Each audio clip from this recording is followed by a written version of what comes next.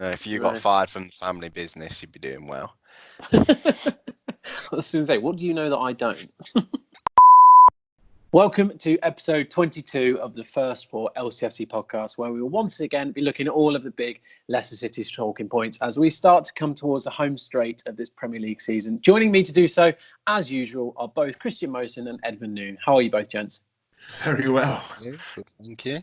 Good. Very glad to have you here as per usual. Before we get started, just a quick reminder to anyone listening, please do subscribe, rate, review our podcast. It really does help and we all hugely appreciate it. Right, promo over. On with the episode. We're going to start by looking back over a Wolves game that was not short of talking points, even if it was slightly short of goals. Now, Chris, after the game, there was a real mood of disappointment, so we'll try and bring a bit of positivity back. In your mind, do you think that draw represents a good point for Leicester? Just basing it on how the game went, that was a very good point for us. I don't think we deserved to win that match at all. It was just a strangely negative performance for a mix of reasons, really. It was almost like Wolves set up as if they wanted to play on the counter-attack, which is strange for a Premier League team to do so at home. But I just felt it was a very clever and cunning plan from Nuno. It almost paid dividends. Obviously, they had that goal right on half-time, which it's ridiculously ruled out. But obviously, that's a VAR debate we're not going to have. But I think just on the balance of play and which team looked more likely, it looked like Wolves. So yeah, for me, it feels like we shouldn't be looking at it negatively. It's a clean sheet away from home, a top side this season, and well, like we've said all along, it's a point not dropped and it's a point gained. Because of course we're coming into the home stretch of the season now with 12 games left, and that puts us 14 points ahead of Wolves. Is that gap insurmountable, do you think, for them?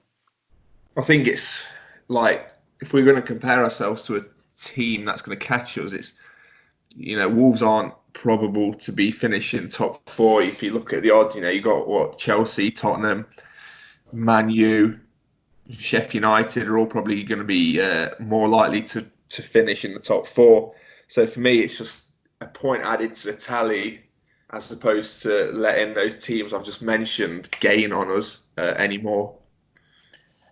I mean, in terms of the actual game, a bit of context said, obviously, Wolves at home are very, very good. They've only lost there 3 times all season to Spurs. They're unlucky to lose to Liverpool. They got spanked by Chelsea in a really strange game. We're the only team to keep a clean sheet there so far. Can you take some positives from the game? Definitely. I don't think, I said on last week's podcast, I would take a point, and I'm not ashamed to say that, given our recent form, which hasn't been great.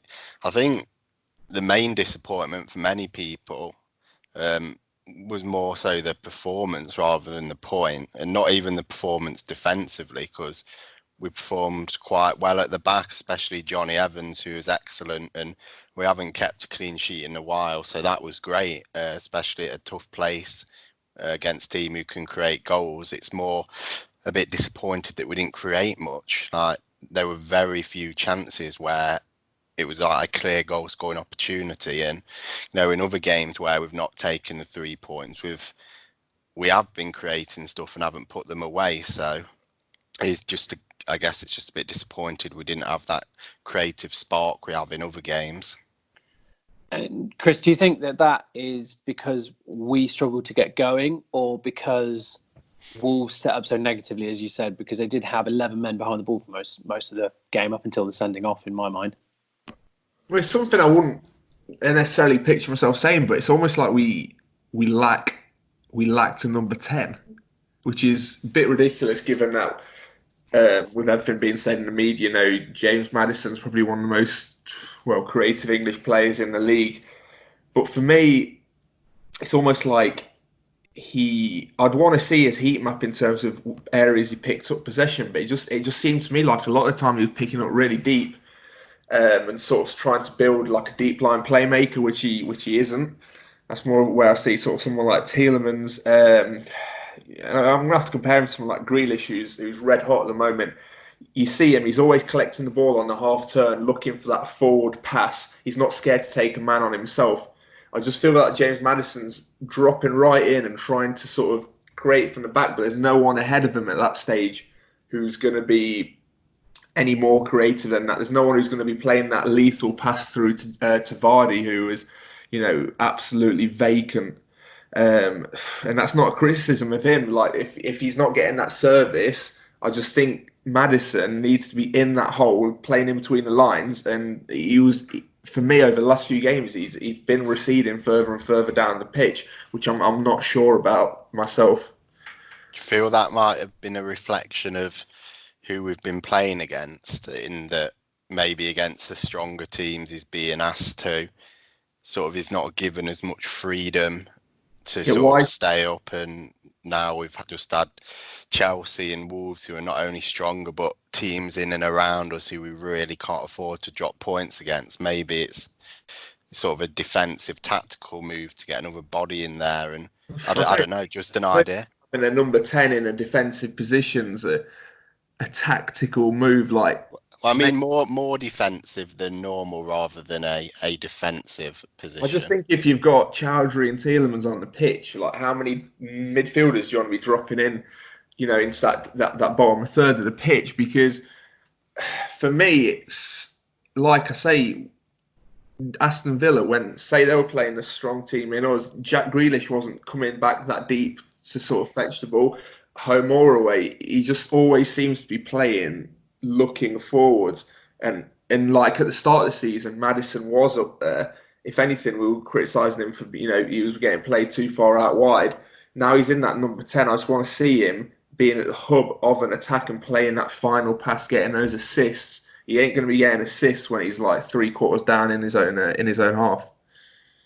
And also, like, in regards to the comment you're saying about the defensive tactics, maybe away at Wolves, but Chelsea by far haven't got a great defensive season, and playing them at home, I don't know. I think he should be playing a lot higher up the pitch.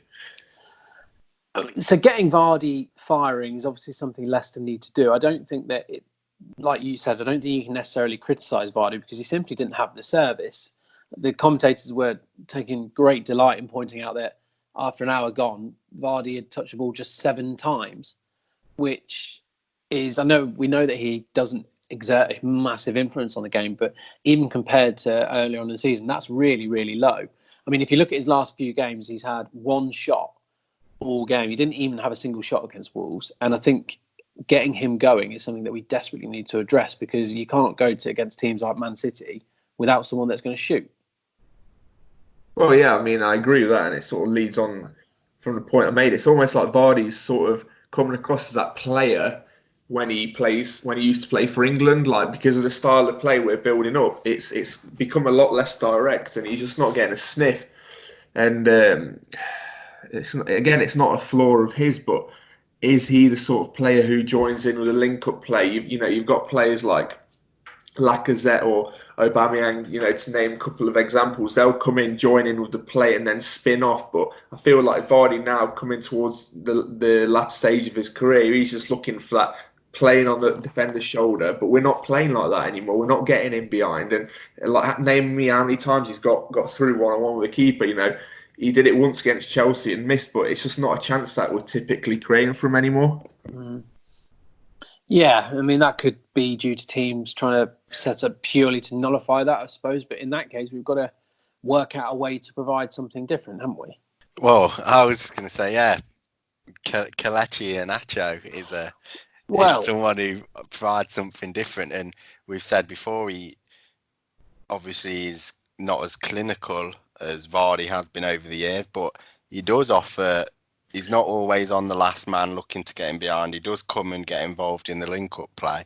And don't want to sound like a stuck record, but I would like to see him more often. Not even as a replacement for Vardy, but just getting him or both of them on the pitch where he has been creating and scoring. And if that's an area where we're not creating enough chances, then getting someone who's got goals and assists is only going to help with that. Were you surprised that he didn't come on during the game, Chris? Yes and no, really, because I think had it not been for the Chowdhury red card, I think we would have made a more positive change. But obviously, sort of bringing on Wes Morgan towards the end of the game, which was the last substitution, well, with reason, I'm not disputing that at all. But yeah, I don't think it's fair to say whether or not he should have come on or not, because I don't think the game was set up for him to. Slightly frustrated in seeing Mark Albrighton, not even because of the Mark Albrighton sub, it's more because of the lack of options we've got on the bench. We obviously spoke about transfers last week, but I just feel this team it's way off Champions League. It's way off competing against Europe's elite. I found myself looking at that game against Wolves, and that's how teams will set up. There'll be teams who are technically far better than Wolves, and I just think we're really going to struggle to get a foothold in games, and we don't have anyone to turn to who can whether unlock a game or better retain possession. It would just seem a bit hollow at the moment. I mean, yeah, because you look at the players that didn't come on. So obviously Iheanacho, we know, can influence a game, but like you said, I think the sending off probably put paid to that. But then you had Gray, Justin, and Ward as the other players, with Pratt, Morgan, and Albrighton. Ward wasn't going to create anything, was he? Not a lot, no. But it's not. But you know what I mean. It's not a bench that's going to strike fear into the heart of other teams. If you look at the teams in the Champions League places, the sort of players that they're calling on from the bench, the gulf is massive. Well, yeah, spot on. I just feel like we're sort of cruising.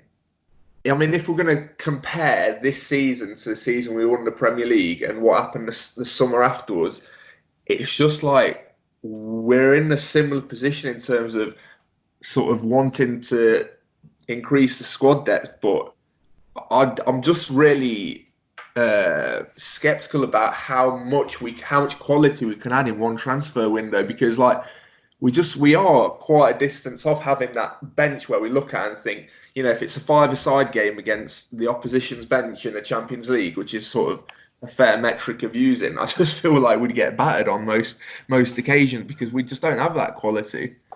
It's probably 2 or 3 signings, isn't it, that we need to make, because the first team is strong.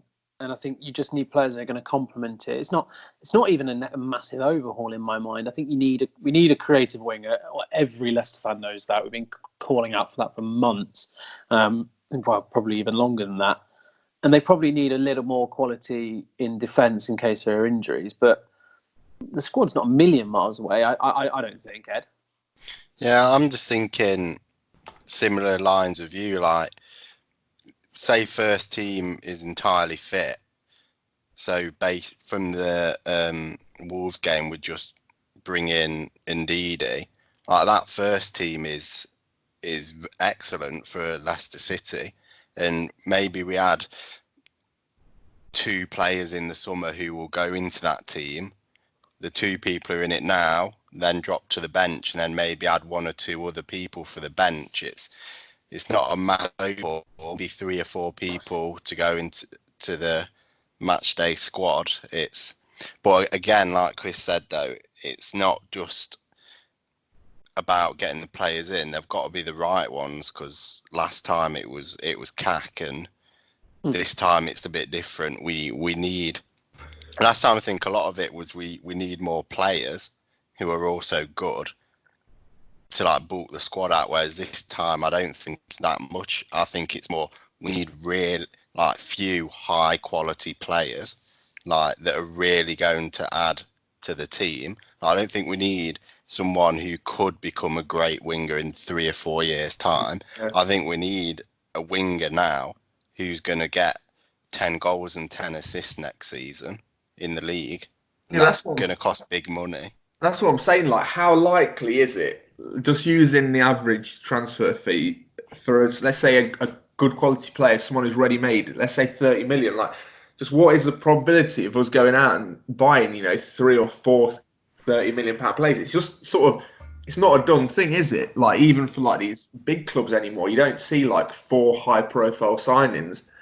That's what's concerning me, because I see if we are going to recruit, we're going to probably buy in these mid-tier players in the hope that they're going to take us to the next level.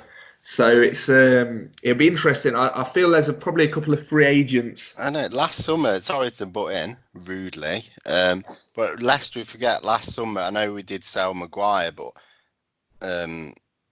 we spent a fair bit of money on Perez and Tielemans. It's not like, what were they? They were probably like £30 million each. So. Yeah, but I'm saying Perez.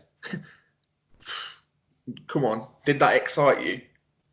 I'd say if you're going to have two players in each position, then Perez deserves to be one of those 4 wide / attacking players for a team going for Europe every year. Maybe you need a player. Disagree then. I mean, it's been a few weeks, but if we sign 4 people of Perez's stature, players that have come from Newcastle or teams of the equivalent, let's say mid to lower mid-table, that doesn't excite me. And it's not about being excited in a sort of frivolous manner. That doesn't get me like in a stable position thinking we're going to proceed out of a Champions League group stage as the 4th seeds. We need players with Champions League experience. I don't mind picking up players from whose team haven't done very well. Lest we forget, Harry Maguire was from a relegated side. Johnny Evans was. Maddison was a championship player. To an extent, you're sort of going back on your own point then, because you said we need to buy players who are ready-made. And at the time of signing Harry Maguire and Johnny Evans, there's no way on this earth you'd have said they're ready-made. Let's not make any jokes. Johnny Evans was definitely, he's won Premier League's international player linked with Man City and Arsenal. He wasn't, Perez wasn't. Well, Harry Maguire was linked with many teams after a good season. That doesn't justify a player who's ready-made. I'm saying the ready-made player who needs to contribute now is a winger. Other than that, so if we sign Jared Bowen, obviously I know he's gone West Ham, but no, I don't think he's ready-made. I'd want a player who's already done it and or doing it in the Premier League. Yeah, so I'm saying that. Well, that's where me and you just disagree fundamentally. I don't think being a player who's just doing it at Premier League per se is good enough, because that is someone like Perez. I want someone with a bit of European experience, which to me suggests someone, if it's from a European major league, someone who's at least played Europa League football. Are you disappointed that we missed out on Ziyech? I don't think we were ever seriously in a race. I think Chelsea have found themselves an absolute steal. What is it, 30-odd million? From his stats and everything, and people who know about Dutch football and watching week in, week out, Chelsea have got themselves an absolute baller on their hands. And realistically, I know we were linked with him, in seasons gone by, but I think he is one of these players he is, of an elite level if surrounded with better quality players. Yeah, and he's maybe the sort of player that we need to be looking at in, like you said, he's got Champions League experience. He's done it on the big stage against the big teams. But it wouldn't surprise me if Leicester bring in one marquee signing and then a couple of more squad players or young players with potential to grow. That would be how I see the club going. Oh, no, absolutely. And don't get me wrong now, again, you put a gun to my head now and I won't be able to name you one, but there'll be teams around Europe who are missing out on Champions League qualification this season and who will be tempted with a move away, will be tempted with a move to England. And I think we'll be linked with someone like that, and I'd like to see us get someone in, because I do think we need that bit of experience, because it's all well and good again buying younger players, but ultimately we need a balance in the team. So it'll be an interesting window. So it's interesting because one of the questions that we've had in concerns, which we always ask for questions, as everyone knows by now. So thank you to everyone that sent them in. But one of them was regarding Islam Slimani. Now, we spoke about him briefly last week. He's on loan at Monaco and scored another couple of goals over the weekend, taking his tally to 9. He's got 9 goals and 7 assists in 15 appearances. So he's in cracking form over there. I mean, it offers something different, holds the ball up, big man. Could he be the sort of player that you want in the squad next year? Not for me, Jeff. He's just, Rodgers already said he doesn't want a big man up front, and he seems like he's going to stick to his guns and he doesn't want to change his style of play just for whatever a situation is in a match. So both on an individual and level for me, and what I actually predict the managers want, I just don't see it happening. I think any bid of any worth comes in the summer, he'll be gone unless his contract is up in the summer, at which point he'll be gone anyway. I want to disagree with Ed again. I'm in the mood for it tonight, purely for logical reasons as well. At the time of those quotes, Rodgers wasn't looking at a Champions League campaign the following season, which to me suggests that he could be looking at a slightly different change in tact, especially when playing away from home. And I wouldn't rule out a move. I'm not saying it's going to be Slimani, because maybe he's just out of favour, but seeing a more of a prominent figure. I am going to mention him again, actually, Olivier Giroud. Someone like that, to be fair, he'll fall bang in that category I was on about. We can get him on the cheap. I think, could we not get Giroud on a free this summer? Yeah, his wages might be a problem, but he can find the back of the net and he offers something different. And I think he would be happy coming knowing that he might be looking at, 15, 20 minutes a game and a fair few cup games. So I'd be looking at someone like that purely for the reason that we can't go into Champions League and play all the games in the same style. Brendan Rodgers will have to showcase a different dimension to his managerial skill set. Yeah, he's shown that he has that flexibility in his locker, but like you said, he needs the players in order to do it, doesn't he?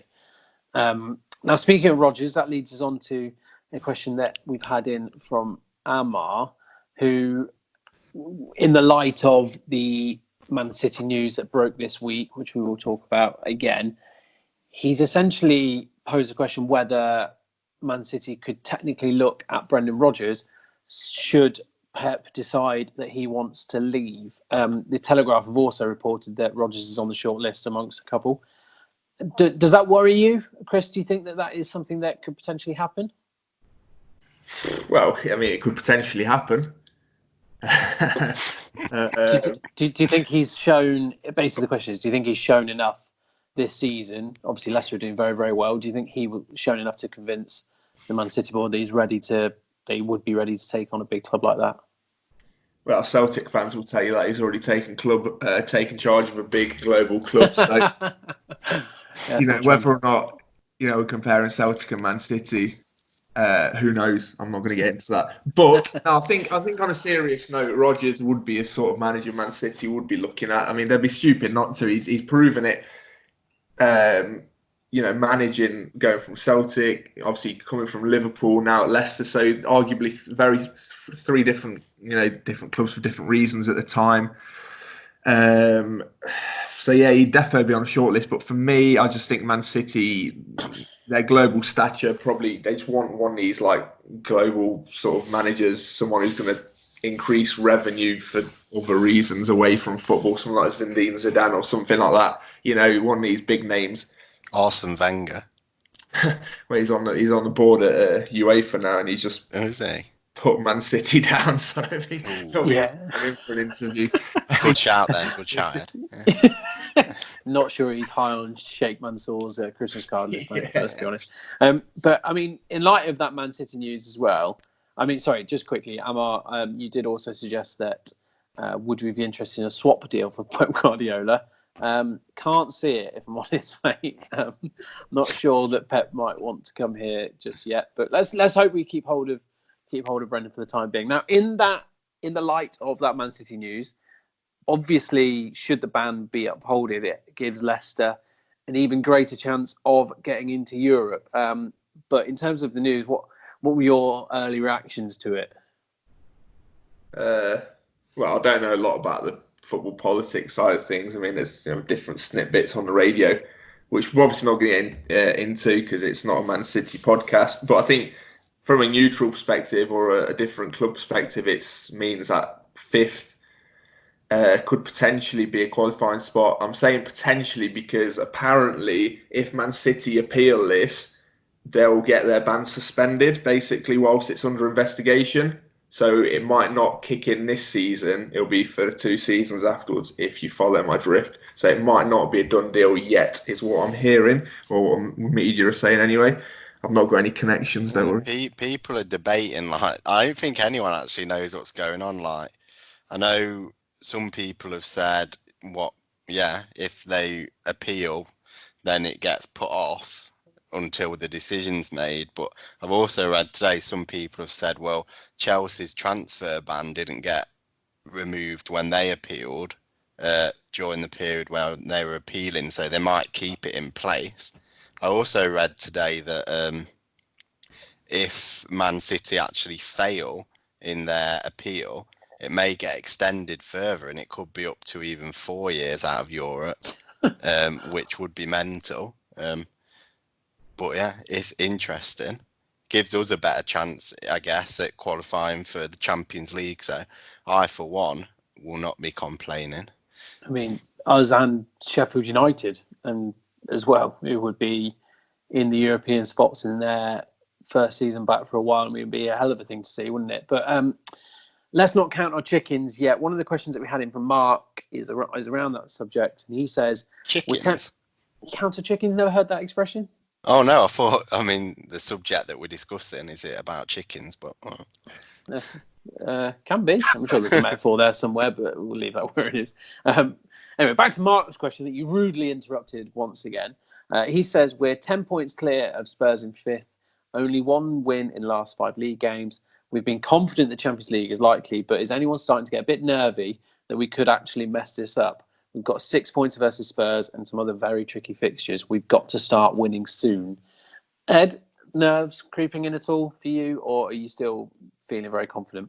Well, I guess I've always, even when I remember around Christmas time when I was being forced to give a prediction into what would happen, I was always very wary of a couple of bad games changes everything. And we've had a bad run. And fortunately, I don't know what, 75% of the teams around us has also had the bad run. So sort of got away with it. If we keep this form up all season, I don't think we will get away with it. However, I'd like to think we will eventually turn a corner and get back to winning ways. What is it? Yeah, 10 points clear now. I'm not sure how many. What is it? 12 games to go. I'm just worried that the last 2 games of the season, and I know they're obviously not as good as they used to be, but is it not Man U and Arsenal? So if I'd quite like to be going into those last 2 games with near enough 6-point lead, just in case things go tits up. So we really can't be messing around. We need to keep that lead as large as it is for as long as possible, really. I mean, you're right. Leicester's running is fairly tricky in that we face Arsenal away, Bournemouth away before Sheffield United at home, Spurs away, and Man U at home to finish off the season. So it's a tricky run-in. So you're right in that we do need to be in the best position possible. But Chris, you were confident that Leicester would make top 4 at the very start of the season, something which before the start of the season, which is something he could see it. You take great delight in pointing out to us and anyone else that will listen. But I mean, are you still feeling pretty confident, or like Mark, are you starting to get a little bit nervous? First of all, thank you for the introduction. I know I'm great, but I am still confident. Purely because the same reason that's gone on all season. I just don't see the teams around us having enough quality this season I don't see any of these teams stringing together a run that's going to bridge the gap. So that's the reason, really. I don't think we're going to really string together much of a run either. The fixtures are bitty. I think it's one of those. It's going to be an end of the season where maybe win 2, draw 1, lose 1, repeat a couple of times. How big the gap will be at the end of the season between us and the first team out of the Champions League. I'm going to go between 7 and 10 points. So I think it's going to reduce slightly, but I don't think it's going to go down to the final day. No. I mean, I know that people are starting to worry because of our form, but I mean, we've drawn with Chelsea, we've drawn with Wolves, which is a tough place to go to, as we've said. We've come through a semi-final disappointment, beating West Ham. recovered from that bad run. Things aren't as bad as you might think. In the fixtures coming up, we've obviously got Man City, which is going to be a tough game, which we'll talk about. But then we play Norwich, Birmingham in the Cup, Villa, Watford and Brighton and Everton. So there's definitely the opportunity for us to get some momentum back and get some points. And I don't think it's as bad as it might feel at times. It's very easy to get wrapped up in a bad run of form, but we've shown enough. What I will say, despite my negative thoughts before, I just started thinking now. You said, yeah, we have these 2 league games and then we've got sort of that cup break. And I know Man City, even though we're at home, is going to be a mega tough game, but I'd argue we can go from feeling a little nervy now, but if we get 6 points from these next 2 games, I'd go as far as say it's near enough done. Even like 4 points from them, it's like I feel like any squeaky bum time will be at least put off for another 3 or 4 games, put to the side for a while, should we get 2 decent results on these 2 games. I mean, we're so close in the season, and there is a sizable gap down to 5th with the 10 points, like you said. Leicester win 5 out of their next 12 games, and that will probably do it without wanting to get your calculator out and be too specific. The likelihood is that should do it, but we are going to assess that. As we know, after 10 games, we are going to look at the run-in, so we'll come to that then. But looking ahead to the Man City game, which we've touched on now, they've obviously got the ban. They've had a rearranged fixture for tomorrow, so there's a little bit of time. They're playing in Champions League shortly after. I know there's never really a good time to play Man City, Chris, but does this represent the best opportunity that we're probably going to have? No, not really. I'm trying desperately to find some positivity ahead of playing Man City, but struggling. I just don't think so. I think Man City are going to be massively motivated to just, if this is their like a last season before potentially players start wanting to leave or just generally everything going a bit wrong for a couple of years for them, they're going to just put everything into the season. Pep's going to actually fire them up. It's almost like team talk's done for the rest of the season, to be fair. I think they're such a good team to play against. The way they retain possession, that they just move the ball. It's hard for me to name a weak area on the pitch for them.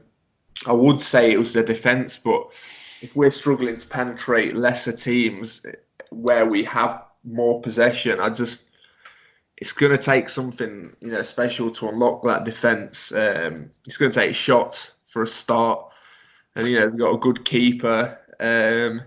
It's just ultimately for me how long we can go without conceding one, and obviously as the old adage goes, the longer you stay in it, the more chance we've got. But I think it's just a really challenging encounter for us. Look, we know they're a quality side, don't we? But we can wax lyrical about them all day with the way they play. But there is only a point in it between us and Man City. Would they be sat there worrying about what we're going to offer? Well, yeah, you're not wrong. Obviously, like, the table doesn't lie. It's the greatest indicator of who deserves to be where, obviously. But like I say, everyone around us other than Liverpool, everyone in the league to an extent, well, other than probably like Sheffield United, had a fantastic season. We've really struggled for form, and everyone's beating everyone. But I think, I'm not sure again on the head-to-heads, but what's Man City's record like against the bigger teams this season? Because is it not the case that they've beaten the teams around them, but struggled against the best? If you classify the big six, the traditional side, they've beaten Arsenal, Chelsea, lost obviously to Liverpool. They lost to Wolves, actually. People put 8 past Watford. Didn't they lose twice to Wolves? Am I making that up? Wolves beat them 2. Yeah, Wolves did the double over them, 2-0 and 3-2.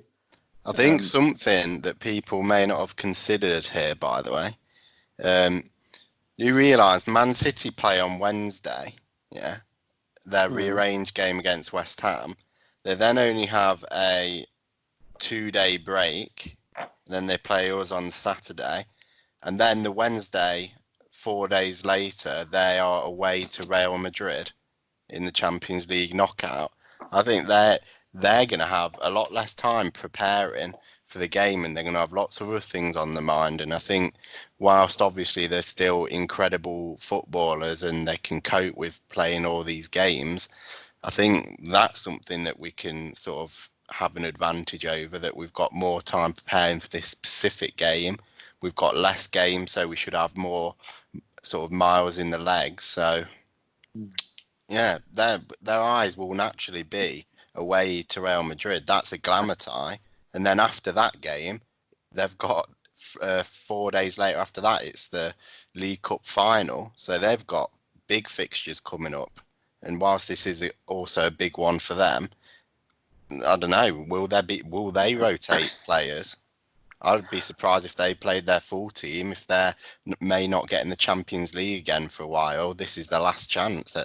Away at the Bernabeu, you got to play your first 11 then. Well, yeah, but I think that's one, they're definitely not going to make like 8 wholesale changes, and 2, the players they can bring off the bench to subsidise a first team is still fine. Well, still all right. They're going to probably rest some players. It'll be against West Ham. Well, their last game was what was for them a very disappointing 2-0 loss against Spurs. And you're right, Chris, their bench in terms of their outfield players, because Ed Tommy often mentioned the goal last time, was Gabriel Jesus, Bernardo Silva, David Silva, Cancelo, Foden and Garcia. So, I mean, yeah, it's a very, very strong bench, isn't it? We've already seen in past seasons in the League Cup or in cup competitions against us that they have made like 5 or 6 changes and literally blooded youth and still managed to proceed against us. Like, they just have got an incredible squad depth. So yeah, even if they make 2 or 3 changes, I don't really think, I'm not going to look at a team sheet and go, yes, we're going to exploit these areas. Yeah, but their loss against Spurs was the first time they've ever gone consecutive games without scoring under Guardiola. And it's their most they've lost in a single Premier League campaign, and there's 12 games to go. So it's not been a vintage season for them. I think in the game that we played away, we caught them on their best performance of the season. They were phenomenal that game, but that they really turned it on. They had a point to prove. And like Ed says, I do wonder if their focus will be elsewhere. Well, maybe that's wishful thinking. To be fair though, looking back at that game, we did play more direct. Well, on occasion, the frustration at times was we didn't do it more often, and because they play such a high line. And Jamie Vardy's record against these big teams, you know, players like Harvey Barnes, players in form, spinning behind, and there'll be gaps. So that's where like I've said, the weakness is their defence. It's how we exploit that. I think we are going to have to be a bit more direct, but I think there'll be definitely chances in behind. No, that's absolutely right. Vardy scored that great goal, didn't he? From a ball by Harvey Barnes, and Barnes is in form. Obviously, no shot. Every team's weakness is their defence when Harvey Barnes is on the pitch. Oh, it's only natural, isn't it? What a man! Right. So listen, let's. One of the questions that we had in from Austin as well was about the technicalities of the game and how Leicester might line up. Normally, that would be fairly set in stone. With Rodgers didn't really like to change the midfield, does he? But obviously, there's a bit of a headache. Chowdhury got sent off. The red card. I mean, what did you make of the 2 yellows? Do you think they were deserved for Hamza Chowdhury? Well, no, the first wasn't a yellow, was it? It wasn't a foul in my book. You can see why it's given, moving at full pace, coming in from behind or from the side. It's the attacking player always gets the benefit of the doubt, but for me, he got the ball. Obviously, got the man afterwards, but it's almost impossible to tackle without connecting with a man at some stage. So yeah, the right was on the wall at that stage, and he was a walking red card. The second was rightfully a yellow. But yeah, it's one of the flaws of the game that you can't appeal a 2 yellow. That's the way it is. Yeah, and I thought it was a shame for Chowdhury because I thought he played well as well. He was defensively, he was busy man, obviously, for a lot of the time, just more clearing up than anything else. But I thought he played well. But obviously, with Ndidi's fitness being a question mark, there is a video of him back in training, and it's unsure whether he's going to be back. Assuming they're both out, that's both of our defensive-minded midfielders missing. Ed, who do you start in the midfield against probably one of the best passing teams in the league without 2 defensive midfielders? Good question. I don't even know. This is it. Could they go? Could we go 5 at the back? That would be my first question. And I don't know. Yeah, start Morgan or even Bennett. I don't know. We don't even know if he's alive. Bennett is now finally available to play, obviously after missing out against Chelsea and Wolves. Yeah, so I wouldn't be surprised if there's literally no one who can play there. Maybe, I don't know, is Mendy available? Mendy's injured. Oh, they're evidently not. I don't know. Like, maybe it will have to be some sort of enforced tactical change, and you'll get away with not having an out-and-out holding midfielder if you do just chuck another centre back in there. We know that our fullbacks like to attack. So it's play at centre back. There you go. Don't even need to bring a centre back in. We'll put another full back on, and then that gives us a bit more flexibility if we want to change the shape during the game. And one of Fuchs or Chilwell could go slightly more attacking, but it's a tricky one. But I wouldn't be surprised if indeed he is back. I know some people suggest he was rushed back in the first place and he shouldn't have come back so early, but I think given the magnitude of the game, that indeed if there's any chance he can, even if it's just to play an hour, I think that will happen. I mean, he has employed Dennis Pratt and Tielemans as a more deep-lying player, but I'm not sure that makes the most of their strengths. It does worry me a bit, because I think we are much weaker without Ndidi, and even further so without Chowdhury. I wouldn't mind playing those centre mids, at least one of them, deeper if we were at, I know we're at home, but if we're at home to either a cup game or against a team who are out of form or who we don't really need this defensive player as much as we will, or as much as we are likely to against Man City, that defensive midfielder who can break up attacks and maybe even start counters is going to be extremely important in this game. And so I don't particularly feel super confident chucking in someone who's at best a part-time defensive midfielder. I think if there's no option in that position, it may just be wise to just chuck another centre-back on. Yeah, it's a shape that Rodgers has tried to play a few times. You've got the likes of Morgan and Bennett who can come in, I suppose. Maybe wouldn't be the worst idea. I mean, Chris, I don't know what you think about the game and how it's going to go, but we'll try and be a bit more positive about it. What do you reckon? How do you see Leicester sort of lining up in your mind? Well, I'm going to compare it directly with how we lined up at home to Liverpool. I think it's a fair sort of comparison to make in terms of a game that we were heading into. Obviously, back then we did have Ndidi, but we didn't really set up negatively at all, did we? That went well. Yeah. Maybe we should have. For me, I'm going to contradict anything that you two guys have said, probably mainly Ed, as usual, and say that Maddison has to have a creative, a free role in this game. Like he just has to. For me, you've got the wide men in Barnes and Perez. They can play as defensive wingers. They can tuck right in. They've proven they can do that. Their work rate is fantastic. Leave Vardy and Maddison up there. All we need is a connecting pass from defence through the lines, Maddison, Vardy. That's all it takes. The defensive wingers can tuck right in. That gives us that structure, them solid lines for them to play through. But for me, leaving Vardy isolated just on his one isn't enough. We need two, and I feel that man is James Maddison, Vardy, defensive wingers, tuck in, congested shape, make it difficult for Man City to play through the lines. That's how I'd set up. I mean, I can't disagree with that. You've spoken very clearly. I think that's the way to go. You're definitely right. And also, I think Maddison is wrongly viewed as a lightweight player, isn't he? I think he showed against Wolves that he's definitely got that defensive side to his game. I mean, one thing I was really impressed with is how we know how well he uses his body to go past players, but he used it really well to win the ball.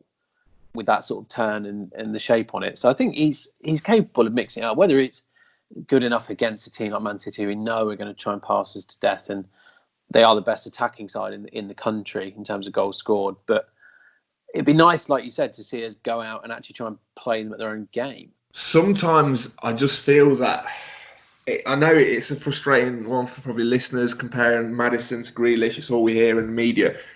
But what Grealish does really well, and it's what's so frustrating for the opposition, is how he wins fouls, and it's how he buys time. And we spoke about this in a couple of pods ago when we lost to Villa. That's what we need Maddison to do. Realistically, he's going to look up the pitch and he's not going to see any options in front of him. But just to buy our team some time. Same for Barnes, same for Perez, same for Vardy, anyone moving forward. It doesn't mean you have to hastily break forward and if they play a pointless ball, if there's nothing there, but to start winning those tactical fouls. Because Man City, they're going to be trying to break the game up with tactical fouls. So maybe in certain areas of the pitch, we should be more than happy to let them do that. Because, if the cautions start racking up and we start breaking the game up, it's going to interrupt their flow. And I just think we have to be a bit more intelligent in that aspect. That's a good point. They're not infallible in terms of their defence. They do concede goals as well. They play with that sort of attitude. We're just going to score more than you. But if we can get at them and get on form, throw them off their game, who's to say we can't get a good result? Well, exactly, and obviously depending on where these set pieces are, set pieces have been a relatively strong point for us. It's going to be an option for us to score. There's been more than a handful of chances throughout the season where we thought, wow, that's a clear header. And it's in seasons gone by, we couldn't even whip a ball into the box properly from a corner. So we've come on a lot. Let's just, make a couple of these goals count. And say we do go 2-0 up against a team like Man City, that's you're never safe against Man City, are you? But that's a position we obviously dream to be in. It's just about us being more clinical, because I don't doubt for a second that we're going to have more chances in this one than we did in the Wolves game. And on a related note, at the time of recording, Giroud has just come on and scored a great diving header, and a little stat in the bottom corner. I think he's the third all-time Premier League top scorer as a substitute. And this is obviously by the time people listen to this, they'll see this goal. But he might be offside actually, but that's a really good header. A little part of me wants him to be offside. He's offside. I think he's offside. No. He's offside. It's a poor man's Kelechi Iheanacho. But either way, just wrap this up. Iheanacho. That is just for a big guy, the way he moves, he's a player we could really do with. It's in the Champions League. I'll take him in a heartbeat. That's fair enough. Don't think you can disagree. Once I've just seen a quick video of that, it's cracking header, but probably going to be offside, unfortunately. But back to the game in hand. Obviously, we've tried to look at it positively. I understand that Man City are a very good team, but there's no point in me even predicting these games because I've never even been close to getting it right. But you guys have been on the money a couple of times. How do you see the game going? What are your scores? Ed, you go first this time because you always just copy Chris. Cheeky. I think it's going to be a 2-2 draw. Oh, you idiot. Watch your lips, son. Why were you going to say that? I was going to say 2-2 as well. I'm sorry. You always copy me. I don't think you are. So who's going to... Right, so you obviously think Leicester are going to score twice. Is it the return? Yeah, that's what happens in 2-2 draws, yeah. Yes, I know, but who's going to score the goal? Both teams are going to score twice in this one. Thank you very much for explaining the nuances of scorelines. Who's going to score? I think it will be Soyuncu and Perez. Oh. And for them, it'll probably be obviously Mahrez will score, and then Aguero. Well, yeah, it's a big game. I've not thought much, just that they score a lot of goals. So, also Mahrez is in my fancy team. So, if someone's got to score, I'll let him do it. You can't have him in there in our principle, but it's a big game for Ben Chilwell, isn't it? Whilst talking about Mahrez, because he got turned inside out on a number of occasions in the last game. It'll be interesting to see how he stands up to him. I think that's another reason I do think Fuchs playing in as almost a second left back, if you like, for that defensive cover would be a really shrewd move from Rodgers. Because I actually think Leicester played. Sorry, I know we're gone off topic a little bit here, but I actually think Leicester played Traore very well in the Wolves game. They were happy to let him have the ball out wide and pick it up. Probably because he was on the bench for most of it. You are pedantic as going. No, but you know what I mean? Because they let him pick the ball up and then we're happy to just concede the space to him, knowing that if he gets a cross in, the likelihood is it's going to be Johnny Evans or Soonju clearing it up. I thought Chilwell stood up to him really, really well. But anyway, that's beside the point. Can I do my prediction now? Or no, I'm going to monologue for a bit more if that's all right. Yeah, go on. You're. I am going to probably shock a lot of people because of how negative I've been about this, but I think we're going to return the favour and it's going to be 3-1 Leicester City. That will be a great result. That would be a hell of a result. And I think I'm just getting these images. Remember that fantastic prediction I did against Southampton? I won't ever let anyone forget that. I mean, I still got criticised. It wasn't accurate enough, but still. I've got images of Pep Guardiola, do you know, with that lovely dome of his, just sitting there on the bench with his legs slightly apart, but his hands resting on his head, just like going, what is going on? Around 75 minutes, just as the third goal goes in from Ben Chilwell, coming in at the back post. Pretty straightforward little finish, actually. But yeah, then camera pans to Pep Guardiola, and he's got a glistening scalp, but it's a sad one at the same time. I thought I was going into depth. This is like a real mental image of what it's going to look like. I mean, that is the most detailed prediction we've ever had. Well, and then just any commentary that accompanies these clips will be like, "Oh, you can never write Man City off, though, can you?" Yeah, almost definitely. You just know that's coming. Do you not think it will be ones about will this throw Pep Guardiola's future? Will this result, make him start thinking he's going to leave? There's been a lot of column inches have been filled with Pep Guardiola rumours in the last week. Maybe this can keep that flamer alight. Could be, yeah. I don't work for a major broadcaster. Not these days. No. But so yeah, not yet. Anyway, specific prediction. I think Vardy's going to get his token goal. Chilwell and Vardy needs to score, doesn't he? Goal, actually. It's been a while. He's still top goal scorer in the league, but has he not scored for about 10 games? Something ridiculous like that. It's about 6 games, isn't it? And he's still up. 6 or 10. He's still up there, and you're right though. It's credit to him that he got himself into that position. For what it's worth, I think that we might lose. Am I allowed to predict a loss? You said 2-2, didn't you? Well, I know, but I'm looking at it. I'm thinking 3-2. I hope that it's an attacking and it's an entertaining game because I don't want to sit through another game like that Wolves one. It was dire at times. By the way, Vardy's last goal in all competitions was actually against Man City. Wow, really? Yeah, that was 21st of December, nearly 2 months ago. Statistical. Well, he's due one, isn't he? I can see it coming. So let's actually, you know what, screw it. Let's be positive. And let's say they're going to win 2-1. Who knows? I think if we turn up and we're due a really good performance. If we put it in, we've got a great chance. So, fingers crossed. Right. So this time, as always, any other business from you guys? I do feel like I should jump in and we'll just do a couple more questions. Quick fire. We'll do a little quick fire round, yeah? Because I don't want to miss any listeners out. Rich, thanks for your question, as usual. I literally want no more than one sentence from both of you guys. I'm the host now. Do you think Mahrez will move from Man City this year? So in the summer, will Mahrez leave Man City? No. And then we move on to... That was the shortest sentence. But... Yeah. David Hansford. He's asking about under 23s. I mean, we've touched upon this before. Which of them do we potentially see maybe getting a couple of minutes before the end of the season? I think, is it Hurst? Probably most likely to feature on a bench, especially if our... we can't score a goal. I won't be surprised if we see him sort of butt up, maybe. Yeah. Had Dewsbury Hall not gone on loan, I think he probably would have been the man.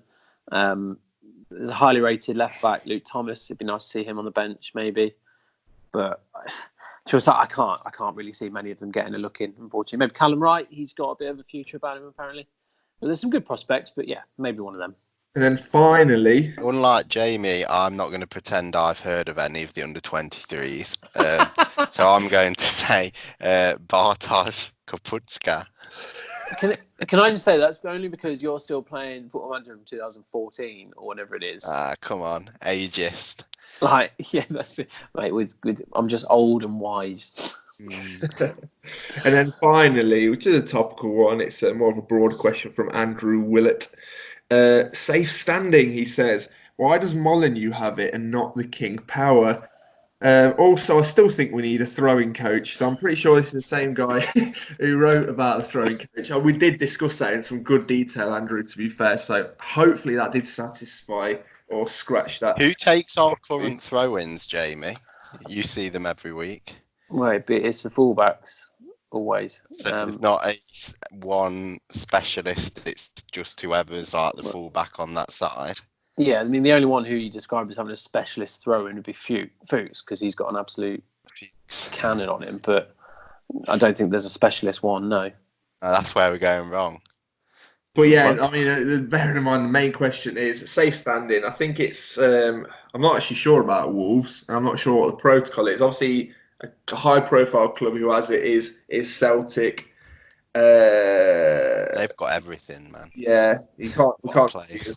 That. Obviously, I think most football fans would agree that it's probably a good initiative to have if it's done properly. Financially, if it's all viable, etc. But I don't know what it's. We live in a very PC society. I think it has to be very, very carefully organised. So whether or not it'll come back to the English game, for me, it's unlikely. What do you think, guys? Can I ask an uneducated question on this? Yeah. And this may be purely because I've not read enough about it, but what is but I know it's like a well-discussed topic, but I don't understand the appeal because what is stopping people standing up now?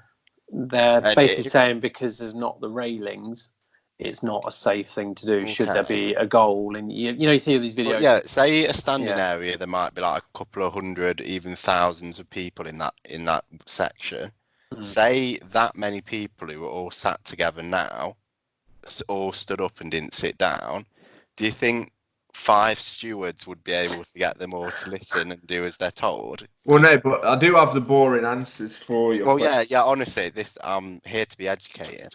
The first reason is that certain football stadiums are not actually designed. I don't know what the architectural thing is, but this is generally what I've heard on the radio to handle the way the stadium moves or something. I won't go too depthy about that. But the other main reason is that the amount of space between a chair at the moment and like someone stood up isn't like enough for someone to go by should there be an emergency. So if you have the proper fold up setup, it provides more room, which I believe is like the health and safety reason. But yeah, you are right. If everyone stands up, then yeah, obviously a steward probably doesn't actually give a shit, isn't going to do anything. But there's probably going to be some stupid financial implications for the club or something, isn't there? Well, two Premier League grounds have it in areas, and that is Molyneux and Spurs' new ground, where it is essentially, Chris, you're right. It's more space with a railing. So if Leicester do expand the stand, as is rumoured, perhaps that could be something they look at. But I think I read on Fox's talk, just to sort of go off on a tangent on what you just said, that something's supposed to be being announced soon about the extension. I don't know if they've submitted planning permission or something, but I don't know. Rumours of people who claim to know about these things say that something's in the works and it may be in the news in the not too distant future. Just thought I'd break that to you here. No, yeah, thanks. Chris, your You're in host mode. Well, I mean, I don't often read anything on Fox's talk. Not in a dismissive way. I don't really go on there. Some of it's humorous, but how much you can believe, or if there are any genuine in the nose. I think the guy said, just to add something else for you to discuss in your monologue, that that the goal was to become the biggest stadium in the Midlands, which would mean the increase would be quite significant, given that Villa Park is like over 40,000 seats. I'm not sure, but is the Villa Park's nearly 43? Yeah, I don't know then. All I know is that it's going to make one of the stands bigger than the other three. Wow. But unlike Football Manager or SimCity or any other generic game, these things don't just pop up overnight. It's always the same construction company as well. Some of the designs on Football Manager, I found a Twitter page dedicated to this. Are sublime. Have you ever seen like a tiny little ground and got like a 20,000 seater behind the goal or anything like that? Have you ever seen that yourself? Can't say I have, no. Well, that's because you get fired, Jamie. Excuse me? You have to be a few seasons in to see these sort of constructions at Billericay Town. So. Oh, right. Sorry, I thought you were talking about in real life. Oh, no, if you got fired from the family business, you'd be doing well. I was going to say, what do you know that I don't? Been talking. You got any holidays to Thailand coming up? Right, let's say. No, we went down that road one time on this podcast. Let's not do that again. What? Right, carry on. Chelsea. That's it, isn't it? You got any more business, Jamie? You usually chip in with a few things at this time of the podcast. I haven't. No, I haven't. Do you want me to wrap up? No, you cannot. I'll hand it back over to one of you. Go on, Chris, your turn. I'll do it then. We've sort of lost control of this thing now. It has descended into absolute chaos. Often happens. Flexible on Football Manager. Yeah. But anyway, it's that time. Thank you guys for listening. We hope you've enjoyed, as always.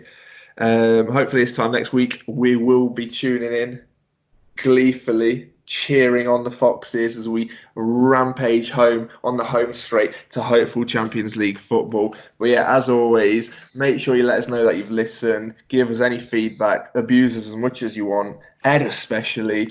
And we'll be back next Monday, so take it easy.